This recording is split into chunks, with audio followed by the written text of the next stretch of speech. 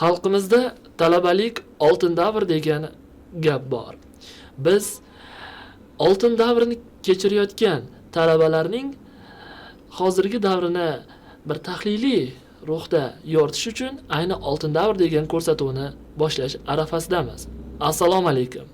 Toshkent davlat yuridik universiteti talabalarining oltin davri haqida oltin davr ko'rsatuvi efirga tayyorlanish arafasida. Ko'rsatuvimizning birinchi sonida Toshkent davlat yuridik universiteti davlat boshqaruv yo'nalishi 4-bosqich talabasi Zohidbek Ishquvotov mehmon bo'ladi. Assalomu alaykum. Assalomu alaykum. Avvalo taklifingizni qabul qilib, ko'rsatuvimizda ishtirok etayotganingizdan xursandmiz. Men xursandman. Xudo xolasa, ko'pchilik talabalarga manfaatli bo'lgan loyiha deb o'ylayman bu. Ayni bu talabani o'zi bilan bog'liq ko'rsatuv bo'ladi bu. Albatta. Keling bir mana shu oltin davrini oltin voqea rukuni bilan boshlasak-da Zohidbek. 4 yillik aytaylik, sizda talabalik staji bor, qaysidir ma'noda.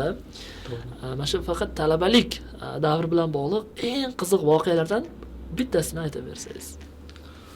O'ylashimcha, ko'pchilik talabalarda esida qoladigan va ular uchun xotira bo'lib qoladigan voqelik bu ularni qaysidir bir marrani zabt etishi yoki yutuqqa erishganligi deb o'ylayman.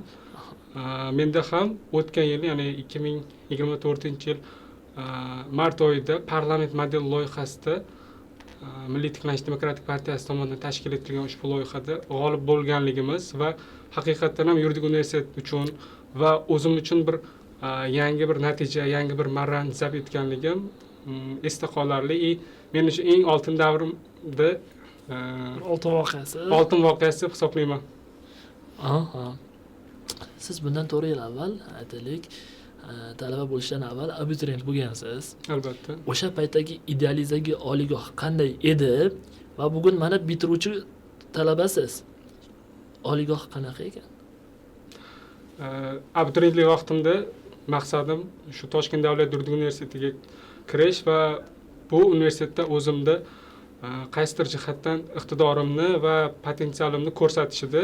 Va men uchun qizig'ida talabalardan institutdagi sharoitlar, umuman Toshkent davlat yuridik universiteti haqida ma'lumot olish va ular aytishardi, hamma sharoitlar bor, imkoniyatni ko'rsatish kerak va O'zbekistondagi eng yuqori darajadagi oliygohdi va o'zim ko'rdim.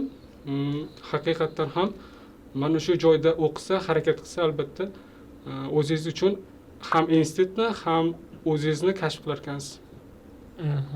Nima berdi bu universitet sizga? Real holatda. O'ylashimcha, men uchun juda katta ko'p narsalar deyishingiz mumkin. Albatta. Keling sarang 1-2 deb agar. Birinchi o'rinda katta tajriba berdi. Ikkinchi o'rinda networking va uchinchi o'rinda eng muhimlardan biri yaxshi ustozlar. Chunki tajriba qachon orttiriladi? Tajribasi bor insondan o'rnak olsangiz. To'g'ri. Mana talabani aytaylik, oliy o'quv yurtida sifatli bilim olishi yoki universitet hayotida ijtimoiy faol bo'lishi bilan bog'liq qanaqadir masalalar ham bo'lib qolishi mumkin-da. Albatta. Siz mana talabani baribir talabachilik hech kim yaxshi bilmaydi. Qanday muammolarni ayta olasiz? Ya'niki bu talabani o'zi bilan bog'liq subyektiv muammolar uni sifatli bilim olishi yoki universitet hayotida ijtimoiy faol bo'lishiga salbiy ta'sir qiladi. Umuman talabalar haqida gapirganda o'zimdan kelib chiqib aytaman, chunki o'zim ham talabaman. Albatta. Birinchi o'rinda o'zimda va meni yaqinlarim o'rtasida kuzatadigan eng muhim kamchilik bu intizom yo'qligi. Bu bor gap. Ya'ni agar sizda intizom va tartib bo'ladigan bo'lsa, sizda maqsadlaringiz bir qadam yana yaqinlashadi siz uchun. Ikkinchidan bu tashqi omillar deb o'ylayman. Kimlar uchundir bu oddiy tuyulishi mumkin, lekin haqiqatan ham bir talabani o'z oldiga o'qish maqsadi qo'yildimi, uni chalg'ituvchi omillar bo'ladi va bu omillar uni maqsadiga, o'qishiga, umuman institut hayotiga o'zini boricha ko'rsatishga xalaqit beradi. Va mana shu ikki omil o'ylashimcha ko'pchilik talabalarga subyektiv jihatdan salbiy ta'sir qiladi. Zohidbek, ortda qolgan yillar davomida siz universitetni aytaylik u yoki bu tadbirlarda, tanlovlarda faol bo'lib, hatto o'zingizni tashabbusingiz bilan bir qancha loyihalarni amalga oshirdingiz. Xususan, mana aytaylik davlat boshqaruv klubi, ya'ni Sulpak deb nomlanadigan klubni koordinatorisiz. Keling o'sha klub haqida va o'zi amalga oshirayotgan loyihalar haqida ma'lumot bering.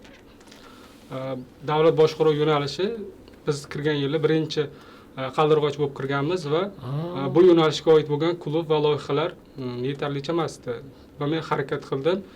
Aynan mana shu yo'nalishdagi talabalar uchun ham yo'nalish tarkibida klub tashkil etishni va u orqali o'zini bilimini, darajasini hamda kerakli bo'lgan o'quv tajribaga ega bo'lish muhim edi va mana shu klubni tashkil qildik ko'pchilik bilan birgalikda.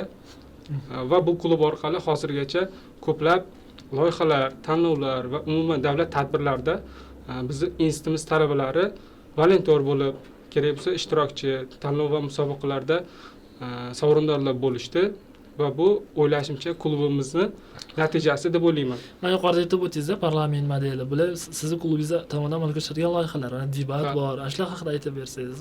Nimaga men bu loyihalaringiz haqida so'rayapman? O'zi bugungi kunda talabani bir tadbirga, tanlovga qiziqtirish o'zi qiyin-da. Sizni tadbirlaringiz bilan ko'rganman, hatto boshqa oliygoh talabalarini ham qiziqtirgan, ular tashrif buyurishgan. Xuddi shunaqa. Parlament modeli hamda rahbarlar debati musobaqalari talabalarni o'zini intellektini ko'rsatadigan maydon hisoblanadi. Ya'niki sizni olgan bilimingiz, tajribangiz mana shu loyihalarda sinaladi. Qaysidir ma'noda siz tajriba olasiz, qaysidir ma'noda siz o'zingizni kamchiliklaringizni to'g'rilash imkoniyati bor. Va bu loyihalar orqali faqatgina yuridik universitet emas, balki shu boshqaruvga, rahbarlikka qiziqadigan boshqa universitet talabalari ham ishtirok etishi bu biz uchun ham, universitetimiz uchun ham manfaatli deb o'ylayman. Va bunaqangi yoshlar juda ham ko'p, o'zini liderligini ko'rsatadigan va biz ular uchun har doim o'zini bilimini ko'rsatadigan maydon qilib berishga harakat qilamiz. Zohidbek, shunday tadbirlar bor. Talabalar unaqa tadbir umuman xohlashmaydi. Ya'ni talabalarni zeriktiradigan tadbirlar bor-da. Va yana shunday tadbirlar bor. Ularga talabalar taklif qilmasangiz ham talabalarni o'zi topib borishadi. Xuddi shunday. O'zingiz talabasiz, aytingchi, bugun talabalarni qiziqtiradigan tadbirlar qanaqa? O'ylashimcha, bu tadbirlar o'zini faoliyat yo'nalishidan kelib chiqqan tadbirlarga talabalar ko'proq qiziqadi. Ular uchun yuridik sohadagi musobaqalar, tanlovlar qiziq bo'ladi. Lekin boshqa tadbirlar o'tkazilishi umuman sohasiga, mutaxassisligiga oid bo'lmagan tadbirlar ular uchun qiziq emas. Chunki ular institutga, yuridik universitetni eng yaxshi talabasi va yurist bo'lish uchun keladi. Ularga qanaqadir boshqa tadbir va loyihalar o'ylashimcha qiziq emas ko'pchilik uchun. Zohidbek, siz aytaylik bilim olish bilan bir qatorda bugungi kunda o'zingizni mehnat faoliyatingizda ham yurityapsiz. Xuddi shunday. Va ham hozirgi kunda aytaylik nazariya bosqichlarini tugatib amaliyotdasiz. Xuddi shunday. Aytingchi, universitetda bergan nazariy bilimlari amaliyotda sizga qanchalik asqotyapti?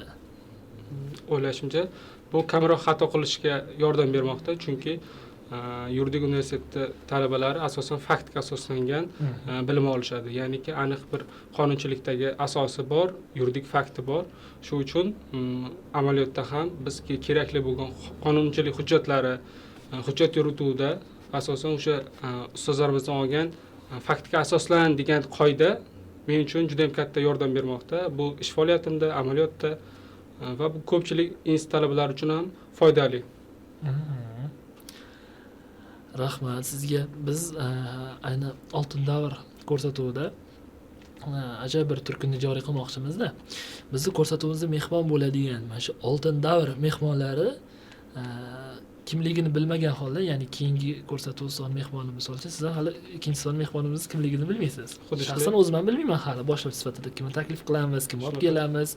Lekin keling bir mana shu oltin davr, ya'ni talabalik holatidan kelib chiqqan holda bir anonim savol qoldirsangiz. Anonim savol? Ya'ni o'sha mehmonimiz bilmagan holda savol aniq bo'ladi, mehmonimiz anonim bo'ladi. Hozircha bilmaymiz va biz ko'rsatuvimiz keyingi sonida sizni ism familiyangizni e'lon qilib savolni beramiz. O'ylashimcha, keyingi mehmon ishtirokchiga men shunaqa savol bergan bo'lardim. hozirgi kunda qaysi rahbar faoliyatini kuzatasiz va qaysi rahbarga o'xshashga, uning qaysi sifatlari orqali o'zingizni shakllantirishga harakat qilasiz degan savolni bergan bo'lardim. O'zimning yo'nalishimdan kelib chiqqan holda albatta. O'zbekistondagi rahbarlar dunyo bo'yichami? Bu o'zimizdagi rahbarlarni, o'zimizda faoliyat yuritayotgan liderlar uchun. Ko'rsatuvdagi oxirgi savol sizga bermoqchiman-da. Ochig'i men uchun qiziq. Mana 4-bosqich nihoyalanish arafasida. Xuddi shunday. Nimadan afsuslanasiz? Nimaga ulgurmay qoldingiz? Ochig'i ko'proq institutda yaratilgan sharoitlardan foydalanishga ulgurmay qoldim. Bu bir jihatdan o'zimda boya aytganimdek intizomga ham bog'liq. Lekin ko'pchilik o'zim oldiga qo'ygan maqsadlarimga erishdim. Shunchaki exchange qila olmaganimni aytsam bo'ladi. Ya'ni xorijga o'qishga Chiqolmagan. albatta chiqa olmaganligim shu pasport bilan bog'liq muammo sababli mana shu narsani aytishim mumkin. Lekin qolgan barcha narsa o'z yo'lida bo'ldi. Bizni kuzatayotgan talabalarga aytishimiz mumkinki, agar siz exchange'ga chiqmoqchi bo'lsangiz, o'sha qizil pasportingizni tayyorlab qo'ying. Albatta oldindan tayyorlab qo'yish. Bu ham bir qiziq voqea va oltin voqelik deb o'ylayman. Aha. Ko'rsatuvdagi ishtirok va bildirib o'tirgan fikr mulohazalar uchun men o'z minnatdorchiligimni sizga bildiraman. Rahmat. Rahmat sizga ham. Xo'p, charchamang. Ko'rsatuvga omad.